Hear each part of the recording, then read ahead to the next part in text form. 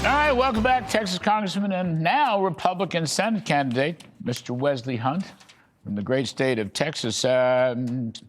Wesley Hunt, before we get into your politics and your runs for the Senate and so forth, why didn't Donald Trump get a Nobel Peace Prize for the extraordinary success in the Middle East? How is that possible? Oh, Larry, Trump Derangement Syndrome is alive and well. And I really want to commend Senator Fetterman and even Chuck Schumer, for that matter, for actually complimenting President Trump on his efforts and what he has done with this Hamas and Israel issue. And I want to read this to you. You see, Barack Obama was given the award for his, quote, extraordinary efforts to strengthen international diplomacy and cooperation between peoples. I don't even know what that means. I think it's code for he's a popular Democrat, therefore we're going to give him the award. Even though I'm not sure if he actually solved peace anywhere. President Trump in his last two presidencies has actually labeled himself, and I actually tend to agree with him on this, as the peace president.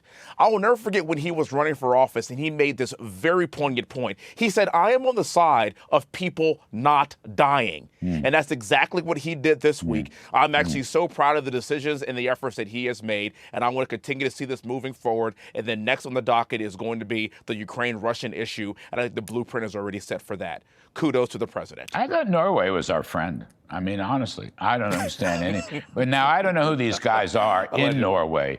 They're state legislatures or assemblymen. You know, we have to look into that backgrounds.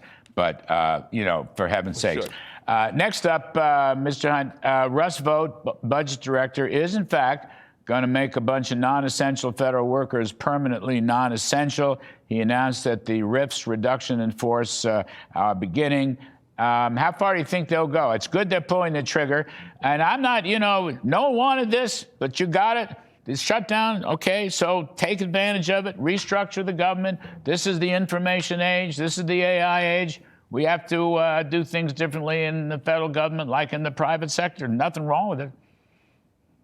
Larry, we didn't start this fire. That's right. Okay, this is the Chuck Schumer shutdown. And so we're going to take full advantage of identifying places that government bloat has clearly taken over this country, and it's time to pare it down. That's exactly what we're doing. Keep in mind, Democrats are behaving this way because we performed very well in the House. Mike Johnson has done an extraordinary job in leading us through this last CR. And guess what? It is up to the Democrat Senate to figure this out. This is their shutdown. And now we're simply taking full advantage of what they're doing. And let's be clear, I'm going to say a quiet part out loud here. I mean, Chuck Schumer is doing this because he's already lost twice to President Trump this year, and he can't afford to lose a third time. So now he has to put up a fight so he could save his own seat so he doesn't get primaried by the fringe left in his own party. That's exactly what's happening. And unfortunately, we are suffering because of it. But as good Republicans, as good conservatives, we're going to find ways to pare down the government during this process. And so I'm glad we're doing just that. These are permanent. These will be permanent reductions, as they must be, as the president, chief executive officer of the government, is empowered to do constitutionally, because, as you know, there's no appropriations governing the funding right now. So he can make decisions and restructure things, and it's a good way to do it. And by the way, as I said in the prior segment, I'm fine helping these people out. You know, give them severance pay, give them buyout packages. Me too. But you got a chance here to do things that haven't been done in I don't know how many decades, even pre-Reagan, maybe going back to World War II. Chuck Schumer will rue the day, Wesley Hunt. He will rue the day. But I'm just saying, he already does. Sometimes opportunities arise. You never know from where and which direction, but you got it. When the door opens, you go through it, Wesley Hunt, right? If you're a healthy, sober person, when the door opens, you go through it. And that's what Republicans have to do right now. Speaking of doors opening and doors closing, and I don't understand any of this stuff, but you're down in Texas. You're a famous guy. You're a popular guy. Now you're going to run for the Republican Senate nomination against Mr. Cornyn and Paxton. So give us what's your message on this one? My message is this. This has to be about the people of Texas. This cannot be about a blood feud between Ken Paxton and John Cornyn. It's got to be about the issues that impact us the most. And I got to tell you something else too, Larry. The United States Senate is not a retirement community.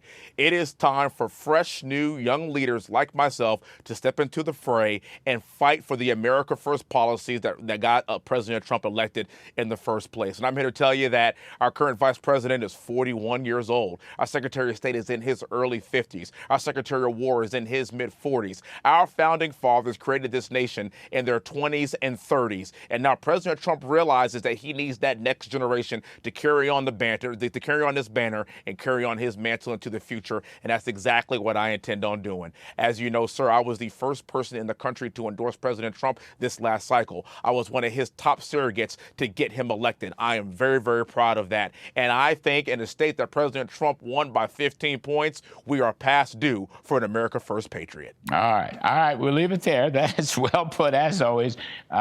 You won't mind if we invite Mr. Cornyn on, too. What's fair is fair. But Wesley Hunt, you've been great, and we appreciate it very much, and good luck.